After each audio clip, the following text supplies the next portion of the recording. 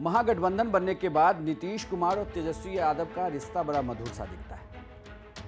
अगर आप देखें तो इन दोनों नेताओं के बीच हर मंच पर आपको दोनों के चेहरे पर मुस्कुराहट दिखी, लेकिन कुर्नी उपचुनाव के बाद ऐसा लगता है कि अब तल्खियां बढ़ने वाली। वो तल्खियां इसलिए भी बढ़ती हुई दिखेगी क्योंकि आरजेडी के नेता हैं अनिल सहनी, वो नीतीश कुमार पर हमला बोल रहे हैं, और जेडीयू के ही बड़े नेता हैं उपेंद्र कुशवाहा, वो खुद ये अब कहने लगे हैं कि हमें जनता की बात सुननी है। ये दोनों बातें किस तरफ इशारा करती है, ये जानना बड़ा दिलचस्प हो चला है।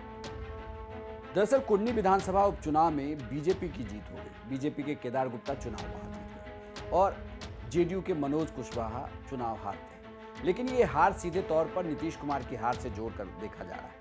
ये कहा जा रहा है कि चूंकि इस यहाँ जेडीयू चुनाव लड़ रही थी तो नीतीश कुमार की प्रतिष्ठा दांव पर थी, और चूंकि नीतीश कुमार चुनाव प्रचार करने के लिए भी कुर्नी चले गए तो सीधे तौर पर कहा जा रहा है कि उनकी हार है। ऐसे में अनिल सहनी ने उन पर सवाल उठा दिया और उनका इस्तीफा तक मांग लिया। ये गलती जो है सो सरासर जो है सो अति पिछड़ा के हक मारी का जो नीतीश कुमार जी काम किए थे उसका परिणाम है।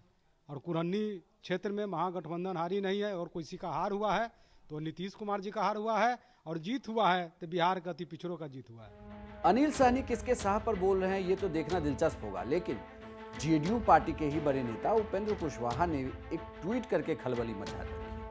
उस ट्वीट में हालांकि उन्होंने अटल जी की पंक्तियों को लिखा, लेकिन उसके नीचे यह भी लिखा कि हमें जनता के बारे में सोचना होगा कि जनता क्या चाहती है हमसे, और इसके मायने फिर निकलने लगे कि आखिर उपेंद्र कुशवाहा कहना क्या चाहते हैं, नीतीश कुमार को कौन सा सुझाव वो देना चाहते हैं। लेकिन बात इतने पर ही खत्म नहीं। तेजस्वी यादव जो सिंगापुर से भारत वापस लौटे अपने पिता का इलाज कराने के बाद, तो उसके बाद जब पत्रकारों ने उनसे कुर्नी को लेकर सवाल किया तो उन्होंने भी जवाब बड़ा सधा हुआ दिया, लेकिन बचते बचाते नजर आए कुर्नी में महागठबंधन की हार पर। कुर्नी में आप लोग महागठबंधन की हार हुई है, जेडीयू के कैंडिडेट हार गए हैं। हाँ, हम अभी पहुंचे, अभी पता चला। अब तो फ्लाइट में थे थोड़ा काउंटिंग का, तो अभी पता चला कि कुछ मार्जिन से जो है 3000 के आसपास से अरे गोपालगंज वाला भी जो था वो काफी कम मार्जिन था, 1700 का था। तो ये कम जो मार्जिन है कोई बड़ा मार्जिन नहीं है, तो ये देखना पड़ेगा कि कहाँ कमी है। तेजस्वी यादव भले ही बच रहे हों कुछ भी कहने से, या यूं कहें कि नीतीश कुमार पर सवाल उठाने से, लेकिन उनकी पार्टी ने सवाल उठाकर और जेडीयू के बड़े नेता ने सवाल उठाकर कुर्नी में ये तो बता दिया है कि आने वाले दिनों में महागठबंधन में रिश्ते पहले की तरह नहीं रहने वाले, या इस रिश्ते पर ठंड के दिनों में क्या कोई गर्माहट आएगी, या ये रिश्ता आगे चलकर और कुर्नी की हार का मलाल जो है वो देखने को हमें मिलेगा नीतीश कुमार और तेजस्वी यादव के बीच में। क्योंकि अभी भी आप देखें तो सीधे तौर पर जो बड़े विभाग हैं वो तेजस्वी यादव के पास हैं।